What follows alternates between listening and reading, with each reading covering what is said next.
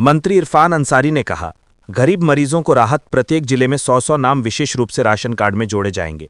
खाद्य सार्वजनिक वितरण एवं उपभोक्ता मामले मंत्री डॉक्टर इरफान अंसारी ने घोषणा की है कि झारखंड के प्रत्येक जिले में विशेष रूप से 100-100 गरीब एवं गंभीर रूप से बीमार व्यक्तियों के नाम राशन कार्ड में जोड़े जाएंगे, ताकि वे आयुष्मान भारत योजना और अन्य स्वास्थ्य सुविधाओं का लाभ उठा सके। मंत्री ने कहा कि केंद्र सरकार की उदासीनता के कारण अब तक कई गरीबों की जान इलाज के अभाव में चली गई। ये अत्यंत दुर्भाग्यपूर्ण है। मैंने ठान लिया है कि मेरे रहते किसी गरीब की जान इलाज के अभाव में नहीं जाएगी। जनता है तभी हम हैं। विभाग में कई दौर की गंभीर विचार विमर्श के बाद यह निर्णय लिया गया है। अब ये योजना धरातल पर उतारी जा रही है, जिससे गरीबों के बीच राहत और सरकार के प्रति भरोसा मजबूत हुआ है। मंत्री ने बताया कि वर्तमान गाइडलाइन के अनुसार केंद्र सरकार की नीति में नाम काटे बिना नया नाम नहीं जोड़ा जा सकता है। ऐसे में बड़ी संख्या में गरीब लोग सरकारी योजनाओं से वंचित थे। राज्य सरकार ने मानवीय दृष्टिकोण से विशेष परिस्थिति में ये छूट देने का फैसला किया है। मैं राजनीति करने नहीं, काम करने आया हूं। मेरा विजन लंबा है, सोच स्पष्ट है और मैं हर योजना को जमीन पर उतारने का संकल्प लेकर काम कर रहा हूं।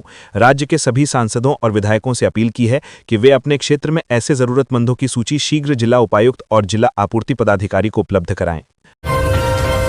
अधिसूचना जारी होते ही घाटशिला उपचुनाव के लिए नामांकन शुरू। जानिए पहले दिन कितने उम्मीदवारों ने भरा पर्चा। अधिसूचना जारी होते ही घाटशिला उपचुनाव के लिए नामांकन प्रक्रिया शुरू हो गई है। चुनाव आयोग द्वारा जारी अधिसूचना के अनुसार 21 अक्टूबर तक नामांकन पर्चा भरा जाएगा, जबकि 22 अक्टूबर को नामांकन पत्रों की स्क्रूटनी होगी और 24 अक्टूबर को नामांकन पत्र वापस लिए जा सकेंगे। 11 नवंबर को घाटशिला उपचुनाव के लिए मतदान होगा और 14 नवंबर को उपचुनाव के परिणाम घोषित किए जाएंगे। घाटशिला उपचुनाव में सत्ता पक्ष और विपक्ष की ओर से अभी तक उम्मीदवार के नाम की घोषणा नहीं हुई है। सत्तारूढ़ झारखंड मुक्ति मोर्चा, कांग्रेस और राजद की ओर से इस चुनाव में पिछले विधानसभा चुनाव की तरह जेएमएम कोटे से प्रत्याशी उतारा जाएगा। झामू को 15 अक्टूबर को पार्टी की केंद्रीय समिति की होने वाली बैठक के बाद प्रत्याशी के नाम की घोषणा करेगा। इधर कांग्रेस प्रदेश महासचिव राकेश सिन्हा ने इस सीट पर इंडिया गठबंधन के उम्मीदवार की जीत का दावा करते हुए कहा कि पिछले विधानसभा चुनाव में जब बीजेपी ने पूरी ताकत झोंकी थी और कई राज्यों के मुख्यमंत्री से लेकर सभी बड़े नेता झारखंड में कैंप कर रहे थे, उस समय जनता ने उन्हें स्वीकार नहीं किया और इस बार भी ये तय माना जा रहा है कि घाटशिला सीट पर फिर से महागठबंधन के उम्मीदवार की जीत होगी। इस सीट पर कौन चुनाव लड़ेगा, इसकी भी जल्द घोषणा की जाएगी। गिरिडीह के हरलाडी में 2 बाइक की भिड़ंत में 2 युवकों की मौत, 2 घायल। गिरिडीह जिले के पीटान थाना क्षेत्र के हरलाडी में सोमवार को 2 बाइक की आमने सामने टक्कर में 2 युवकों की मौके पर ही मौत हो गई, जबकि 2 अन्य गंभीर रूप से घायल हो गए। हादसे के बाद इलाके में अफरा तफरी मच गई। ग्रामीणों की सूचना पर पीटान थाना पुलिस मौके पर पहुंची और घायलों को स्थानीय लोगों की मदद से एम्बुलेंस से गिरिडीह सदर अस्पताल भेजा। घायल अशोक हेम्ब्रम की गंभीर स्थिति को देखते हुए उसे बेहतर इलाज के लिए धनबाद रेफर कर दिया गया है। पुलिस ने दोनों शवों को पोस्टमार्टम के लिए सदर अस्पताल भेज दिया है। मृतकों में एक की पहचान मुफस्सिल थाना क्षेत्र के दुर्गापहरी निवासी प्रदीप हेम्ब्रम के रूप में की गई। खबर लिखे जाने तक दूसरे युवक की पहचान नहीं हो पाई थी। घायलों में खलार निवासी अशोक हेम्ब्रम व शादी गमरो निवासी नुकुलेस मुर्मू शामिल हैं। जानकारी के अनुसार दोनों बाइकों पर 2-2 युवक सवार थे। एक बाइक डुमरी की ओर जा रही थी, जबकि दूसरी गिरिडीह की तरफ आ रही थी। हरलाडी के पास तेज रफ्तार में आमने सामने की भिड़ंत हुई, जिससे दोनों बाइकों के परखच्चे उड़ गए। टक्कर इतनी भीषण थी कि 2 युवकों की मौके पर ही मौत हो गई। घायलों में एक की हालत गंभीर है। मृतकों के परिजनों के अस्पताल पहुंचते ही कोहराम मच गया। पुलिस मामले की जांच में जुट गई है। पलामू में स्वास्थ्यकर्मी अजय भारती 5000 घूस लेते रंगेहाथ गिरफ्तार। पलामू प्रमंडलीय एंटी करप्शन ब्यूरो एसीबी की टीम ने जिले में पदस्थापित स्वास्थ्यकर्मी अजय भारती को 5000 रिश्वत लेते हुए रंगेहाथ गिरफ्तार कर लिया है। Ajay Bharti block programme manager BPM सह मल्टीटास्किंग स्टाफ के पद पर कार्यरत हैं। जानकारी के अनुसार उन्होंने एक कार्य से संबंधित फाइल पास कराने के एवज में रिश्वत मांगी थी। शिकायत मिलने पर एसीबी की टीम ने जाल बिछाया और आरोपी को रंगेहाथ पकड़ लिया। गिरफ्तारी के बाद अजय भारती को हिरासत में लेकर एसीबी ने पूछताछ शुरू कर दी है और आगे की कानूनी प्रक्रिया जारी है। धनबाद में कुर्मी की एसटी मांग के विरोध में आदिवासियों ने निकाली रैली, हजारों लोग हुए शामिल। कुर्मी समाज को एसटी की सूची में शामिल करने की मांग के विरोध में सोमवार को धनबाद में आदिवासियों ने शक्ति प्रदर्शन किया। गोल्फ ग्राउंड से बिरसा मुंडा स्टेडियम 8 लेन तक आदिवासी समाज की महिला पुरुष तीर धनुष, डफली, ढोल नगाड़े व पारंपरिक ध्वजों के साथ सड़कों पर उतरे। एक तीर एक कमान, आदिवासी एक समान जैसे नारों से वातावरण गूंज उठा। बिरसा मुंडा स्टेडियम पहुंचकर रैली सभा में तब्दील हो गई। इसके बाद एक प्रतिनिधि मंडल ने डीसी को ज्ञापन सौंपा। ज्ञापन में स्पष्ट कहा गया है कि कुर्मी समाज को एसटी की सूची में शामिल करने की कोई भी पहल ऐतिहासिक तथ्यों और संविधान के खिलाफ है। सभा को संबोधित करते हुए आदिवासी नेताओं ने कहा कि कुर्मी समाज का अनुसूचित जनजाति में शामिल करने की मांग झूठे इतिहास और भ्रामक दावों पर आधारित है। कुर्मी समाज के कुछ संगठन झूठा इतिहास गढ़कर और झूठे आंदोलन चलाकर खुद को आदिवासी बताने की कोशिश कर रहे हैं, जबकि वे कभी भी आदिवासी का हिस्सा नहीं रहे हैं। दिवाली छठ को लेकर डीजीपी की समीक्षा बैठक, विधि व्यवस्था और अपराध नियंत्रण पर जोर। आगामी दीपावली और छठ महापर्व के मद्देनजर डीजीपी अनुराग गुप्ता ने सोमवार को पुलिस मुख्यालय रांची में एक महत्वपूर्ण समीक्षा बैठक की। ये बैठक वीडियो कॉन्फ्रेंसिंग के माध्यम से आयोजित की गई, जिसमें विधि व्यवस्था बनाए रखने और अपराध की रोकथाम की प्रशासनिक तैयारियों पर गहन विचार विमर्श हुआ। इस दौरान federation of Jharkhand chamber of commerce and industries Ranchi के पदाधिकारियों ने भी हिस्सा लिया। डीजीपी ने सभी एसपी को राज्य में शांति व्यवस्था कायम रखने के लिए आवश्यक निर्देश दिए। उन्होंने त्योहारों के दौरान 24x7 नियंत्रण कक्ष में पुलिस पदाधिकारी और बल की तैनाती सुनिश्चित करने को कहा। धनतेरस के पर्व को देखते हुए चोरी और छिनताई की घटनाओं पर रोक लगाने के लिए बाजार क्षेत्रों में नियमित गश्त करने का निर्देश दिया गया। दीपावली के मद्देनजर संवेदनशील स्थानों पर अग्निशमन वाहनों की प्रतिनियुक्ति करने का आदेश दिया गया। सभी छठ घाटों, नदी, तालाब, डैम आदि जगहों को सुरक्षित करने और विधि व्यवस्था बनाए रखने के लिए सभी प्रकार के सुरक्षात्मक उपाय किए जाने पर बल दिया गया। अवैध शराब और ड्रग्स के कारोबार में संलिप्त अपराधियों के खिलाफ कठोर कार्रवाई करने का निर्देश दिया गया। बैठक में सभी एसपी को यह भी निर्देश दिया गया कि वे अपने अपने जिलों में चैम्बर ऑफ कॉमर्स के साथ समन्वय स्थापित करें और उनकी समस्याओं के समाधान के लिए हर महीने पदाधिकारियों के साथ बैठक करें। आज कैबिनेट की बैठक में निकाय चुनाव सारंडा और पेसा पर हो सकता है मंथन, फैसले की संभावना कम। 14 अक्टूबर को होने वाली राज्य मंत्री परिषद की बैठक में 3 बहुचर्चित विषयों पर गंभीर चर्चा और मंथन की संभावना है। उनमें राज्य में नगर निकायों का चुनाव, सारंडा को वाइल्ड लाइफ सेंचुरी घोषित करने और पेसा नियमावली प्रमुख है। हालांकि आधिकारिक सूत्रों की माने तो आज की बैठक में तीनों विषयों पर अंतिम निर्णय की संभावना बहुत कम है। न तो कैबिनेट की बैठक में निकाय चुनाव कराए जाने पर अंतिम मोहर लगने की संभावना है और न ही सारंडा को वाइल्ड लाइफ सेंचुरी घोषित करने को लेकर ही निर्णय हो सकता है। पेसा पर भी कल की बैठक में पेच फंस सकता है। वैसे पेसा को लेकर विभाग ने पूरी तैयारी कर ली है। अब कैबिनेट की बैठक में पेसा नियमावली के प्रारूप पर क्या राय बनती है, ये देखना महत्वपूर्ण होगा। आधिकारिक सूत्रों के अनुसार निकाय चुनाव को लेकर 14 अक्टूबर को झारखंड हाईकोर्ट में महत्वपूर्ण सुनवाई है, लेकिन नगर विकास विभाग ने आज देर शाम तक निकाय चुनाव कराने के लिए जरूरी प्रक्रिया को अंतिम रूप नहीं दे सका था। विभाग के अधिकतर वरीय अधिकारी आज हाईकोर्ट में होने वाली सुनवाई को लेकर ही ज्यादा व्यस्त थे। आज भी ये अधिकारी कोर्ट में ही ज्यादा व्यस्त रहेंगे। एक अधिकारी ने बताया कि अभी कैबिनेट में सबसे पहले राज्य पिछड़ा वर्ग आयोग द्वारा दी गई रिपोर्ट पर ही मोहर लगनी बाकी है। उसके बाद निकायों के आरक्षण और रोस्टर निर्धारण संबंधी नियमावली को मंजूरी दी जा सकेगी। मालूम हो कि पिछड़ा वर्ग आयोग ने ट्रिपल टेस्ट संबंधी अपनी रिपोर्ट नगर विकास एवं आवास विभाग को सौंप दिया है। उस रिपोर्ट के आधार पर निकायों में आरक्षण और रोस्टर निर्धारण की प्रक्रिया तय की जानी है। घाटशिला उपचुनाव को लेकर 1 लाख से अधिक के लेन देन पर कड़ी नजर, बैंक और प्रवर्तन एजेंसियों को सख्त निर्देश। पूर्वी सिंहभूम समाहरणालय सभागार में घाटशिला उपचुनाव के मद्देनजर नियुक्त व्यय प्रेक्षक दिलीप कुमार राठौड़ और जिला निर्वाचन पदाधिकारी कर्ण सत्यार्थी द्वारा जिले के बैंकर्स तथा सभी प्रवर्तन एजेंसियों के साथ बैठक कर विधानसभा उपचुनाव के लिए आवश्यक दिशा निर्देश दिए गए। बैठक में ये स्पष्ट निर्देश दिए गए कि चुनाव के दौरान राजनीतिक दलों और प्रत्याशियों द्वारा धन बल का प्रयोग कर निर्वाचन प्रक्रिया और मतदाताओं को प्रभावित न किया जा सके। चुनाव आयोग की गाइडलाइन के अनुसार सभी बैंक किसी खाते में 1 लाख रुपए या उससे अधिक के लेनदेन की सूचना तुरंत व्यय कोषांग को देंगे। संदेहास्पद लेनदेन पर कड़ी निगरानी रखी जाएगी। बैंक अपने ग्राहकों के सही लेनदेन और परिवहन से संबंधित QR कोड उपलब्ध कराएंगे। बैंक प्रतिनिधियों को जिला निर्वाचन पदाधिकारी कार्यालय और व्यय कोषांग को प्रपत्र 12D में रिपोर्ट समर्पित करने का निर्देश दिया गया। इसके अलावा प्रत्याशी और उनके अभिकर्ता के चुनाव संबंधी बैंक खाते खोलने में प्राथमिकता से कार्रवाई की बात कही गई। सभी बैंकों को यह भी निर्देश दिया गया कि अगर उनकी गाड़ियां नकदी लेकर आवागमन करती हैं तो उनके पास सभी आवश्यक दस्तावेज होने चाहिए। यदि कोई गाड़ी ATM मशीन में पैसा डालने जा रही हो या एक बैंक से दूसरे बैंक शाखा में पैसा भेजा जा रहा हो तो वाहन में बैठे बैंक कर्मी के पास सभी कागजात होने चाहिए, अन्यथा उड़न दस्ते या स्टैटिक मजिस्ट्रेट द्वारा पकड़े जाने पर वो भी कार्रवाई के दायरे में आ सकते हैं। रांची को मिलेगी जीरो वेस्ट सिटी की नई पहचान, शुरू हुई हाईटेक कचरा प्रबंधन की पहल। राजधानी अब जीरो वेस्ट सिटी बनने की दिशा में कदम बढ़ा रही है। रांची नगर निगम शहर के कचरे को वैज्ञानिक तरीके से संभालने के लिए राज्य का पहला material recovery facility MRF centre बना रहा है। यह सेंटर हाईटेक मशीनों से लैस होंगे जो अपने आप सूखे और गीले कचरे को अलग कर देंगे। अब तक शहर का सारा कचरा बिना छटाई के सीधे डंपिंग यार्ड तक पहुंचता था, जिससे गंदगी और बदबू की समस्या रहती थी। नई व्यवस्था में हर वार्ड से कचरा पहले MRF सेंटर भेजा जाएगा। वहां प्लास्टिक, कागज, धातु, कांच और गीले कचरे को अलग अलग किया जाएगा। सूखा कचरा रिसाइकलिंग एजेंसियों को दिया जाएगा, जबकि गीला कचरा गेल इंडिया लिमिटेड के गैस प्लांट में बायोगैस और कंपोस्ट बनाने के काम आएगा। रांची में ऐसे 12 आधुनिक MRF सेंटर बनाए जा रहे हैं, जिससे शहर का कचरा व्यवस्थित रूप से इकट्ठा, छांटा और दोबारा उपयोग किया जा सकेगा। नगर निगम का लक्ष्य है कि अगले 6 महीनों में रांची को जीरो वेस्ट सिटी बनाया जाए। नगर निगम ने लोगों से अपील की है कि वे घर घर कचरा संग्रहण के दौरान गीला और सूखा कचरा अलग अलग रखें, ताकि सिस्टम बेहतर तरीके से काम कर सके। हालांकि कुछ जगहों पर इसका विरोध भी हो रहा है। आईटीआई परिसर में बन रहे एमआरएफ सेंटर के खिलाफ स्थानीय लोग और राज्य रक्षा मंत्री संजय सेठ भी विरोध जता चुके हैं। लोगों का कहना है कि यह सेंटर घनी आबादी वाले इलाके में बनाया जा रहा है, जिससे आसपास गंदगी और परेशानी बढ़ेगी।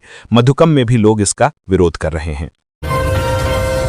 सरयू राय ने स्वास्थ्य मंत्री इरफान अंसारी को लिखा पत्र, कहा एमजीएम अस्पताल को ठीक से चलाने के लिए अनुश्रवण समिति गठित हो।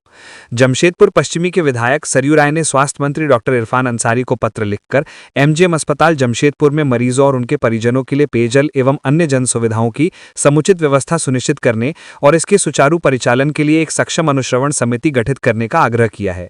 मंत्री को लिखे पत्र में सरयू राय ने कहा है कि एमजीएम अस्पताल के सुचारू संचालन के लिए सरकार द्वारा एक सक्षम समन्वय एवं अनुश्रवण समिति गठित करना आवश्यक प्रतीत हो रहा है, जिसमें स्थानीय सांसद और विधायक भी शामिल किए जाएं। उन्होंने लिखा कि 2024 के विधानसभा चुनाव के ठीक पहले राजनीतिक लाभ लेने के उद्देश्य से जिस प्रकार आनन फानन में अस्पताल का उद्घाटन मुख्यमंत्री को अंधेरे में रखकर स्वास्थ्य विभाग द्वारा करा दिया गया, उसका खामियाजा अभी तक अस्पताल प्रबंधन, मरीजों तथा मरीजों के परिजनों को भुगतना पड़ रहा है। साल भर का समय बीत जाने के बावजूद पुराने अस्पताल का सफल स्थानांतरण नए भवन में नहीं हो पाया है। उन्होंने पत्र में आशंका जताई है कि अगर सक्षम अनुश्रवण समिति नहीं बनी तो आशंका है कि पुराने अस्पताल के साथ साथ वहां की पुरानी समस्याएं भी नए भवन में स्थानांतरित हो जाएंगी। सरयू राय के अनुसार जिस समय एमजीएम अस्पताल के अधूरे भवन का उद्घाटन हो रहा था, उस समय उन्होंने सवाल उठाया था कि अस्पताल के नए भवन में पानी की कोई व्यवस्था नहीं है। इसके बावजूद इसका उद्घाटन हो रहा है और पुराने अस्पताल को इसमें शिफ्ट करने की कवायद की जा रही है। देश में यह पहला अस्पताल होगा जो पानी की व्यवस्था नहीं होने के बावजूद उद्घाटित हो रहा है। सरयू राय ने यह भी पूछा था कि पानी के अभाव में अस्पताल का संचालन कैसे संभव हो सकता है। तब जाकर उद्घाटन के बाद अफरा तफरी में 5 डीप बोरिंग अस्पताल परिसर में कराए गए, जो नियमानुसार नहीं है। अभी तक इन्हीं 5 डीप बोरिंग से अस्पताल में जलापूर्ति हो रही है। सीडीपीओ मुख्य परीक्षा का रिजल्ट नहीं निकलने के विरोध में प्रदर्शन। सीडीपीओ मुख्य परीक्षा का अब तक रिजल्ट जारी नहीं होने के विरोध में कई अभ्यर्थियों ने आयोग कार्यालय के समक्ष प्रदर्शन किया। अभ्यर्थियों ने कहा कि ये नियुक्ति परीक्षा प्रक्रिया वर्ष 2023 से चल रही है। मुख्य परीक्षा वर्ष 2024 में आयोजित की गई, लेकिन अब तक रिजल्ट जारी नहीं हो सका है। आयोग का परीक्षा कैलेंडर भी फेल कर गया है। झारखंड स्टेट स्टूडेंट एसोसिएशन के अध्यक्ष सत्यनारायण शुक्ला के नेतृत्व में संगठन के सभी सदस्य व अन्य अभ्यर्थियों ने बाद में आयोग के सचिव से वार्ता भी की। सचिव ने आश्वासन दिया कि शीघ्र ही रिजल्ट जारी कर दिया जाएगा। अभ्यर्थियों ने कहा कि शीघ्र रिजल्ट जारी नहीं हुआ तो आयोग कार्यालय के समक्ष आंदोलन किया जाएगा। एटीएम कार्ड फंसाकर ठगी करने वाले गिरोह का खुलासा, एक गिरफ्तार। सुखदेवन नगर थाना पुलिस ने एटीएम कार्ड से ठगी करने वाले गिरोह का खुलासा करते हुए इसके एक सदस्य को गिरफ्तार किया है। उसकी पहचान रितेश राज उर्फ सोनू के रूप में की गई, जो बिहार के गयाजी जिला के फतेहपुर थाना क्षेत्र के भारे राजा बीघा का निवासी है। पूछताछ के बाद उसे न्यायिक हिरासत में भेज दिया है, जबकि उसके सहयोगी अभय की गिरफ्तारी के लिए छापेमारी जारी है। घटना रविवार दोपहर करीब 12 बजे की है, जब न्यू मार्केट चौक स्थित न्यू चंदन ज्वेलर्स में एक व्यक्ति अंगूठी खरीदने पहुंचा। वह अंगूठी खरीदने के बाद एटीएम कार्ड से पेमेंट करना चाह रहा था, लेकिन जब उससे दुकानदार ने पिन नंबर डालने के लिए कहा तो वह हड़बड़ा गया। शक होने पर दुकानदार ने न्यू मार्केट में खड़े ट्रैफिक पुलिस को बुला उनके हवाले कर दिया। बाद में सुखदेवन नगर थाना पुलिस मौके पर पहुंची और संदिग्ध को अपने कब्जे में ले लिया। पूछताछ में उसने एटीएम में कार्ड फंसाकर लोगों से ठगी करने की बात स्वीकार की है। उसके पास से 6 एटीएम कार्ड, एक फर्जी पैन कार्ड, एक ड्राइविंग लाइसेंस और 25,400 रुपये पुलिस ने बरामद किया है। ये जानकारी सिटी एसपी पारस राणा ने प्रेस कॉन्फ्रेंस में दी। उन्होंने बताया कि पूछताछ में आरोपी ने बताया कि वह अपने सहयोगी अभय के साथ मिलकर रांची के विभिन्न एटीएम केंद्रों पर कार्ड फंसाकर ग्राहकों का पिन कोड प्राप्त कर खाते से पैसे निकालने का काम करता था। ये गैंग एटीएम के कार्ड स्लॉट में गोंद लगाकर कार्ड फंसाता, फिर ग्राहक को फोन पर एक फर्जी इंजीनियर से बात कराता। इसी दौरान ग्राहक का पिन कोड हासिल कर लेता था। बाद में दूसरी एटीएम से राशि निकाल ली जाती थी। पुलिस जांच में खुलासा हुआ है कि ये गिरोह गोंदवा थाना क्षेत्र के 3, पंडरा थाना के 3, सदर थाना के 2 और जगन्नाथपुर थाना के 3 मामलों में संलिप्त रहा है। हाईकोर्ट और डीजीपी का आदेश भी बेअसर, धड़ल्ले से दौड़ रही अवैध बालू लदी गाड़ियां। हाईकोर्ट और डीजीपी के सख्त आदेश का बावजूद धड़ल्ले से बालू की ढुलाई हो रही है। तमाड़ से लेकर नामकुम थाना क्षेत्र तक बालू लोड, हाईवा और ट्रकों की अवैध आवाजाही बेखौफ जारी है। हाईकोर्ट का आदेश है कि बिना तिरपाल से ढंके लोहा, कोयला, बालू और पत्थर लादे वाहन सड़क पर ना चलें। ये आदेश 11 अगस्त 2025 को दायर PIL खुशीलाल महतो एवं अन्य बनाम झारखंड राज्य में दिया गया था। अदालत की जानकारी अपर महाधिवक्ता 2 सचिन कुमार ने 14 अगस्त को DGP अनुराग गुप्ता को पत्र भेजकर दी थी। इसके बाद DGP ने 21 अगस्त को तमाम जिलों के SP और रांची SSP को निर्देश जारी किए थे। थाना प्रभारी और SDPO तक हिदायत पहुंची, मगर नतीजा सिफर रहा। तमाड़ से सामलोंग चौक नामकुम थाना क्षेत्र की दूरी लगभग 53 किलोमीटर है। इस रूट पर पुलिस के 6 चेक पोस्ट हैं। फिर भी रात 11 बजे से तड़के 5 बजे तक रोजाना 150 ट्रक और हाईवा बालू लादकर पार कर जाते हैं। किसी गाड़ी पर तिरपाल नहीं रहता। NGT के आदेश पर 15 अक्टूबर तक बालू खनन पर रोक है और सभी घाटों के टेंडर भी नहीं हुए हैं। ऐसे में सवाल उठता है कि ये बालू कैसे ढोया जा रहा है। तमाड़ से सामलोंग चौक के बीच तमाड़ पुलिस, बुंडू पुलिस और दसमफॉल पुलिस की गश्ती गाड़ी तैनात रहती है। नामकुम थाना क्षेत्र में 3 अलग अलग जगहों पर नामकुम पुलिस की 3 गाड़ियां रहती हैं। इसके बावजूद बालू की अवैध ढुलाई का काम धड़ल्ले से जारी है। घाटशिला उपचुनाव के लिए बीजेपी ने जारी की स्टार प्रचारकों की सूची। असम के CM हिमंता बिस्वा शर्मा को प्रचार से रखा गया दूर। घाटशिला विधानसभा उपचुनाव को लेकर भारतीय जनता पार्टी ने स्टार प्रचारकों की सूची जारी कर दी है। जारी सूची में केंद्रीय मंत्री और पिछले विधानसभा चुनाव में प्रभारी रहे शिवराज सिंह चौहान सहित 40 नेताओं का नाम शामिल है। हालांकि इस सूची में पिछले विधानसभा चुनाव में सह प्रभारी रहे असम के मुख्यमंत्री हिमंता बिस्वा शर्मा का नाम नहीं है। भाजपा केंद्रीय नेतृत्व द्वारा जारी स्टार प्रचारकों में केंद्रीय मंत्री शिवराज सिंह चौहान, जुएल ओरांव, अन्नपूर्णा देवी, संजय सेठ सहित ओडिशा और छत्तीसगढ़ के मुख्यमंत्री भी शामिल हैं। प्रदेश स्तर के नेता की बात करें तो बीजेपी ने भाजपा प्रदेश अध्यक्ष सह नेता प्रतिपक्ष बाबूलाल मरांडी, कार्यकारी प्रदेश अध्यक्ष सह सांसद आदित्य साहू, पूर्व मुख्यमंत्री अर्जुन मुंडा, रघुवर दास, चंपाई सोरेन, मधु कोड़ा को भी स्टार प्रचारक बनाने का काम किया है। प्रदेश भाजपा ने घाटशिला चुनाव को भविष्य का फैसला बताते हुए अपनी पूरी ताकत झोंकने का निर्णय किया है। बीजेपी प्रदेश मीडिया प्रभारी शिवपूजन पाठक ने स्टार प्रचारकों की सूची जारी करते हुए कहा कि ये सभी नेता घाटशिला उपचुनाव में उतरेंगे और ये चुनाव हमारे लिए सामान्य नहीं बल्कि भविष्य का फैसला के रूप में आएगा। असम के CM हिमंता बिस्वा शर्मा को स्टार प्रचारक नहीं बनाए जाने पर पूछे गए सवाल का जवाब देते हुए शिवपूजन पाठक ने कहा कि व्यस्तता की वजह से असम CM का नाम नहीं है। केंद्रीय नेतृत्व ने अलग अलग स्थान के लिए अलग अलग नेताओं को जिम्मेदारी दी है। हो सकता है कि उन्हें बिहार चुनाव में जिम्मेदारी दी जाए। जामताड़ा में जमकर बरसी केंद्रीय मंत्री अन्नपूर्णा देवी। कहा, केंद्र की योजनाओं को राज्य सरकार ने ठीक से नहीं किया लागू। केंद्रीय महिला एवं बाल विकास मंत्री अन्नपूर्णा देवी ने राज्य सरकार पर निशाना साधा है। केंद्रीय मंत्री ने राज्य सरकार पर केंद्र की योजनाओं को सही रूप से लागू नहीं करने एवं भ्रष्टाचार का आरोप लगाया है। केंद्रीय महिला एवं बाल विकास मंत्री ने राज्य सरकार पर हमला बोलते हुए कहा कि झारखंड सरकार में भ्रष्टाचार चरम पर है। केंद्रीय मंत्री ने आरोप लगाया कि झारखंड सरकार केंद्र सरकार की योजनाओं को सही रूप से लागू नहीं कर पा रही है। धरातल पर झारखंड सरकार केंद्र की योजनाओं को उतारने में विफल साबित हो रही है। केंद्रीय मंत्री ने झारखंड सरकार पर जोरदार हमला बोलते हुए कहा कि उनके विभाग से पूरे देश में करीब 500 करोड़ से 254 वुमेन्स हॉस्टल का निर्माण हो रहा है, लेकिन झारखंड में अभी तक ये राशि सरकार के पास पड़ी है, लेकिन काम शुरू नहीं हो पाया है। केंद्रीय मंत्री अन्नपूर्णा देवी ने बताया कि भारत सरकार की महिला वात्सल्य योजना के तहत भारत सरकार का पैसा राज्य सरकार के पास पड़ा हुआ था, लेकिन उसे धरातल पर सरकार उतार नहीं पाई। उच्च न्यायालय के हस्तक्षेप के बाद पैसा लाभार्थियों तक पहुंचा है। केंद्रीय मंत्री अन्नपूर्णा देवी ने बताया कि भारत सरकार ने राज्य सरकार का पैसा नहीं रोका है। गोड्डा में पहाड़िया जनजाति के अनाज में हेराफेरी, ग्रामीणों ने वितरण प्रक्रिया पर उठाए सवाल। गोड्डा जिले के सुदूरवर्ती आदिवासी बहुल बोवारीजोर प्रखंड में पहाड़िया जनजाति के लिए आए अनाज के वितरण में गड़बड़ी का मामला सामने आया है। बोवारीजोर प्रखंड के कोटिका गांव में वितरण के दौरान लाभुकों को कम और खराब गुणवत्ता वाले अनाज देने की बात सामने आई है। नियमानुसार अनाज की आपूर्ति घर घर जाकर करनी थी, लेकिन गांव में जाकर उसे एक जगह स्थानीय बिचौलिया द्वारा वितरण किया गया। जानकारी के मुताबिक MO द्वारा एक शख्स को इस काम के लिए रखा गया, जो एक ट्रेलर पर अनाज की बोरियां लेकर वितरण करने गांव पहुंचा था। ग्रामीणों के मुताबिक लाभुकों से 3 महीने के अनाज के लिए अंगूठा लगवाकर पर्चियां पहले ही निकाल ली गई थी, लेकिन उन्हें केवल 2 महीने का अनाज दिया गया।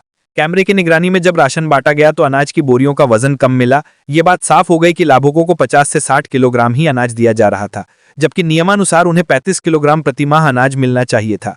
वितरण के लिए लाई गई दाल की बोरियों में सड़े हुए दाने थे। दाल में फफूंदी साफ देखी जा रही थी। वहीं पूरे मामले पर जब मार्केटिंग अधिकारी कुमोद मेहरा से फोन पर उनका पक्ष जानने का प्रयास किया गया तो वो जवाब देने से बचते दिखे।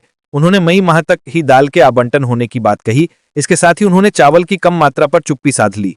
जब उनसे पूछा गया कि चीनी और नमक तो प्लास्टिक के पैकेट में दिए जाते थे, लेकिन इस बार जूट की बोरी में चीनी और नमक दिया जा रहा है, तो उन्होंने मौन धारण कर लिया। ऐसे ही चावल के सवाल पर भी उन्होंने झारखंड राज्य आजीविका संवर्धन सोसाइटी की महिला मंडल को जिम्मेदार ठहराया। इसके साथ ही दाल आवंटन मई 2025 के बाद नहीं मिलने तथा चीनी का आवंटन दिसंबर 2024 के बाद नहीं होने और नमक का आवंटन अक्टूबर 2024 के बाद से इसी माह में देने की बात बताई गई, जिससे साफ है कि उनका बयान आवंटन और वितरण प्रणाली से मेल नहीं खा रहा था। रांची आरपीएफ की सतर्कता से 3 नाबालिग मानव तस्करी से बचे, एक आरोपी गिरफ्तार। आरपीएफ रांची ने अपनी तत्परता और सतर्कता से मानव तस्करी की एक बड़ी घटना को होने से रोक लिया। कमांडेंट पवन कुमार के निर्देशन में चलाए गए विशेष अभियान के तहत आरपीएफ पोस्ट रांची, नन्हे फरिश्ते और एसआईबी रांची की संयुक्त टीम ने 3 नाबालिग लड़कों को तस्करों के चंगुल से मुक्त कराया। एसआईबी टीम रांची से प्राप्त गुप्त सूचना के आधार पर टीम ने रांची रेलवे स्टेशन के प्लेटफॉर्म संख्या 01A पर निगरानी रखी। इसी दौरान Lohardaga Ranchi MEMU passenger train पर एक संदिग्ध व्यक्ति 3 नाबालिग लड़कों के साथ पाया गया, जो भयभीत लग रहे थे। पूछताछ में संदिग्ध व्यक्ति संतोषजनक उत्तर नहीं दे सका, जिसके बाद सभी को आरपीएफ पोस्ट रांची लाया गया। पूछताछ में नाबालिगों ने खुद को जिला गुमला का निवासी बताया। बच्चों ने कहा कि एक व्यक्ति आयुष असुर उन्हें काम दिलाने के बहाने लोहरदगा से लेकर आया था और आरोपी जगतपाल उरांव को सौंप दिया था, जो उन्हें आगे अगरतला ले जाने वाला था। आरपीएफ ने तत्काल कार्रवाई करते हुए जगतपाल उरांव आयु 33 वर्ष निवासी गुमला को गिरफ्तार किया। पूछताछ में आरोपी ने स्वीकार किया कि उसे तीनों बच्चों को रांची तक लाने के लिए 5,000 रुपए मिले थे और वो पहले भी ऐसी गतिविधियों में शामिल रहा है। आरपीएफ ने आरोपी के पास से मिले सामान को जब्त करते हुए विधिवत गिरफ्तारी की। तीनों नाबालिगों को सुरक्षित बचाकर तत्काल देखभाल की गई। इसके बाद गिरफ्तार तस्कर और बचाए गए बच्चों को आगे की कार्रवाई के लिए AHATU रांची को सौंप दिया गया। आरपीएफ के अनुसार ये त्वरित और समन्वित कार्रवाई आरपीएफ पोस्ट रांची, नन्हे फरिश्ते और एसआईबी रांची की टीमों की सजगता का परिणाम है, जिसे 3 मासूमों की मानव तस्करी की घटना समय रहते रोकी जा सकी। जहां प्रशासन हार गया, वहां महिलाओं ने बनाई तरक्की की राह। श्रमदान कर बना दी 265 फीट लंबी सड़क। राजधानी से करीब 65 किलोमीटर दूर सिल्ली प्रखंड का सुंडील गांव इन दिनों चर्चा के केंद्र में है। इस गांव के लोगों ने कुछ ऐसा कर दिखाया है जिसे सालों से जिला प्रशासन भी नहीं कर पा रहा था। महिलाओं की पहल पर ग्रामीणों ने श्रमदान कर 265 फीट लंबी पक्की सड़क बनाई है। मटेरियल खरीदने के लिए ग्रामीणों ने आपस में चंदा किया। इस सड़क के बनने से सबसे ज्यादा खुशी महिलाओं के चेहरे पर दिखी। सुंडील गांव के लोग कई पीढ़ी से एक आदत सड़क के लिए परेशान थे। सड़क बनने की बात हमेशा होती थी, फाइल आगे भी बढ़ती थी, शिलान्यास भी हुआ, लेकिन एक खास जमीन तक पहुंचते ही फाइल हाँफने लगती थी। दरअसल गांव के ही कुछ लोग जमीन विवाद को लेकर सड़क बनने नहीं दे रहे थे। सड़क नहीं होने की वजह से स्कूली बच्चों को सबसे ज्यादा परेशानी हो रही थी। कोई ऑटो वाला गांव में जाना नहीं चाहता था, क्योंकि एक जगह सड़क थी ही नहीं, लिहाजा बच्चे उपेक्षित महसूस करते थे। गांव का मजाक भी उड़ाया जाता था। इसके बाद शुरू हुआ सड़क बनाने के लिए चंदा जुटाने का काम। इसमें महिला समूह ने बड़ी भूमिका निभाई। गांव से बाहर रहकर काम करने वालों ने भी आर्थिक सहायता भेजी।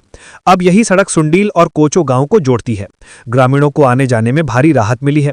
इधर महिलाओं का कहना है कि ठान लिए थे कि अब सरकार का इंतजार नहीं करेंगे। पूरे क्षेत्र में सुंडील गांव की महिलाओं की एकजुटता और विश्वास की मिसाल दी जा रही है। मंत्री शुरू की अपने विभागों की गहन समीक्षा। कृषि एवं उद्यान विभाग की हुई बैठक। झारखंड की कृषि, पशुपालन एवं सहकारिता मंत्री शिल्पी नेहा तिर्की ने नेपाल हाउस मंत्रालय में आज से अपने विभागों की 3 दिवसीय समीक्षा बैठक शुरू की। समीक्षा बैठक के पहले दिन कृषि मंत्री शिल्पी नेहा तिर्की ने कृषि और उद्यानिकी विभाग की गहन समीक्षा बैठक की। कृषि निदेशक भोर सिंह यादव और उद्यानिकी निदेशक माधवी मिश्रा की उपस्थिति में हुई मैराथन समीक्षा बैठक में मंत्री ने कई निर्देश दिए। उन्होंने कहा कि सरकार की योजनाओं की गति बढ़ाना और लाभुकों के घर योजनाएं पहुंचे, ये सुनिश्चित करने का निर्देश दिया। इस समीक्षा बैठक के दौरान कृषि मंत्री ने झारखंड में रबी फसल के बीज वितरण का कार्य क्लस्टर के फॉर्मूले पर करने का निर्देश दिया।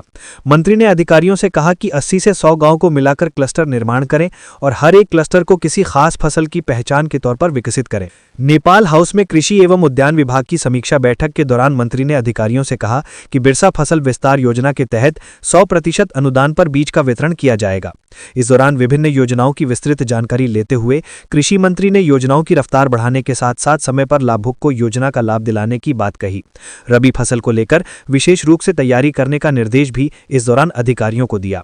कृषि मंत्री ने दलहन और तिलहन फसल को लेकर किसानों के बीच जागरूकता गोष्ठी का आयोजन, किसानों के लिए प्रखंड स्तर पर आयोजित होने वाली गोष्ठी इस बार पंचायत स्तर पर आयोजित करने के भी निर्देश दिए। संगोष्ठी का उद्देश्य गांव के लोगों को विभाग की योजनाओं को लेकर जागरूक करना है। इसके साथ ही नवंबर माह में रांची में राज्य स्तरीय कृषि व्यापार मेला आयोजित करने पर सहमति बनी है। मंत्री शिल्पी नेहा तिर्की ने मेला की सफलता को लेकर अधिकारियों को विशेष जिम्मेदारी भी दी।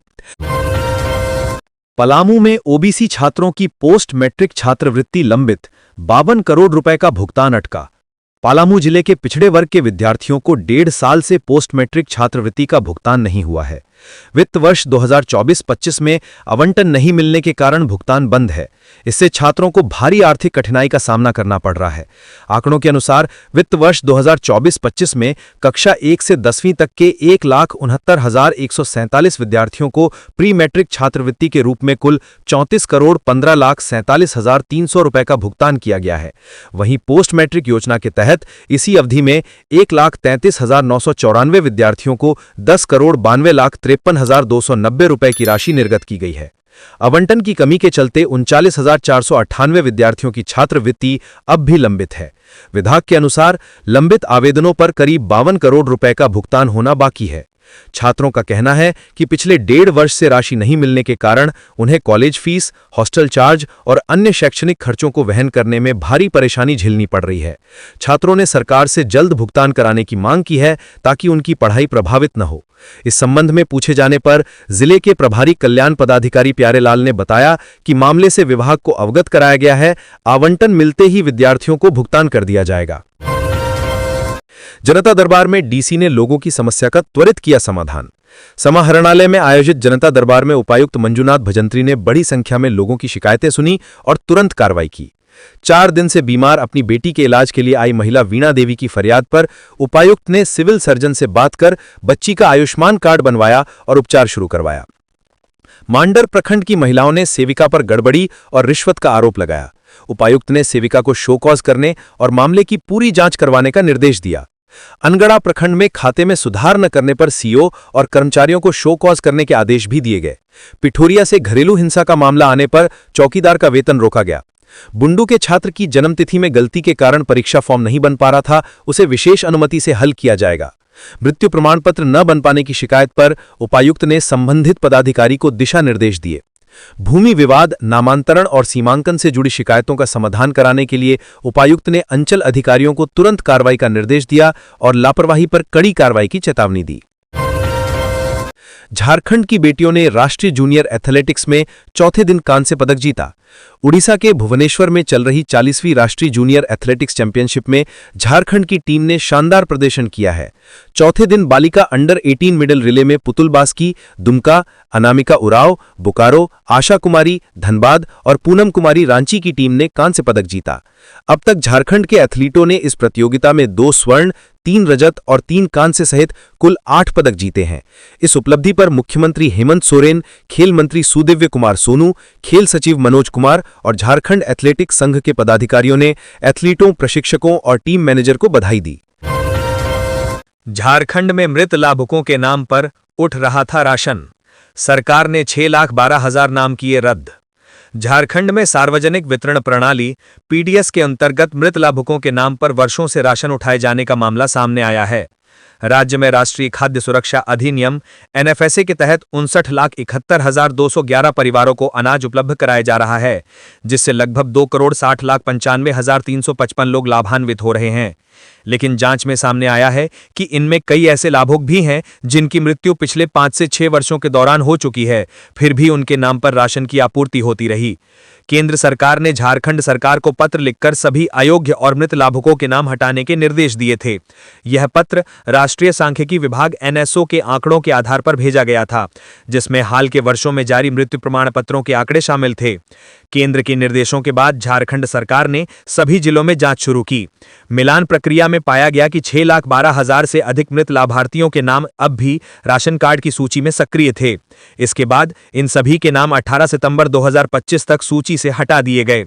विभागीय सूत्रों के अनुसार मृत व्यक्तियों के नाम पर बायोमेट्रिक सत्यापन प्रणाली ईपीओएस मशीन की कमी और निगरानी तंत्र की कमजोरियों के कारण वर्षों तक राशन उठाया जाता रहा।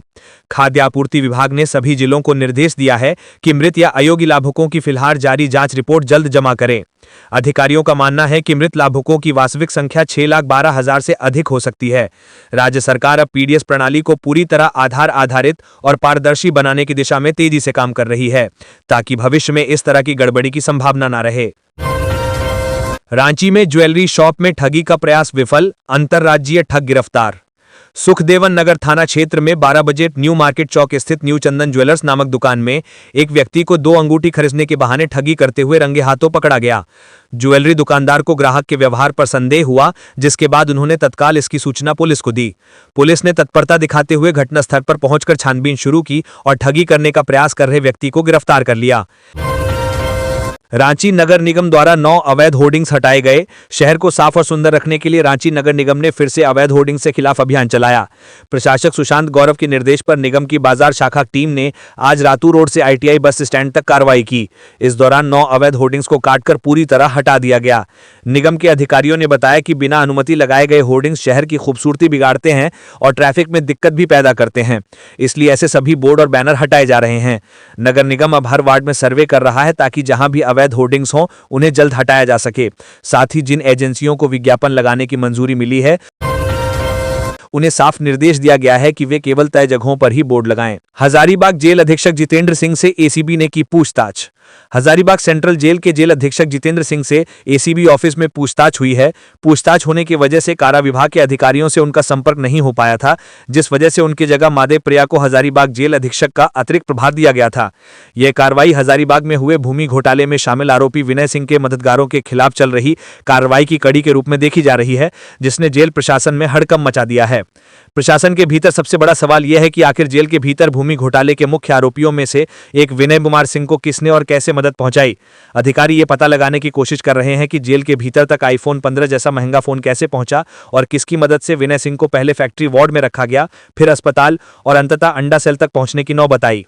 तो ये थी आज की झारखंड की टॉप बड़ी खबरें। इसी तरह झारखंड की हर छोटी सी बड़ी खबर देखने के लिए आप हमारे चैनल 24 झारखंड न्यूज को सब्सक्राइब करके बेल आइकन प्रेस कर ले, जिससे झारखंड की हर छोटी सी बड़ी खबर की अपडेट आप तक पहुंचता रहे। तो आज के लिए बस इतना ही, हमें दीजिए इजाज़त, फिर मिलते हैं नेक्स्ट न्यूज में।